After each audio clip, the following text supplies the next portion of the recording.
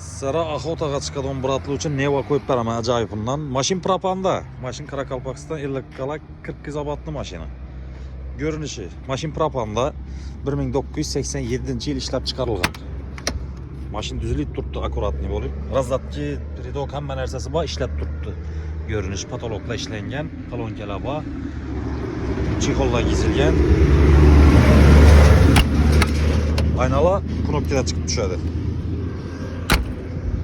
Maşina mer berib zatilgan, parkovlari bor. Prisepam bor mashinani. Mashinani galasizsa, görəsizsə, savdalashasizsa, mashinani bahasini 30 milyon deb turibdi. Egasam yanımda o'zini nomerini qo'yaman, egasini gelip görüp gaplashib olaverasizsa mashinani. Mashin propandam yuriydi, benzindam yuriydi. Görünüşlerini akkuratni turibdi mashin.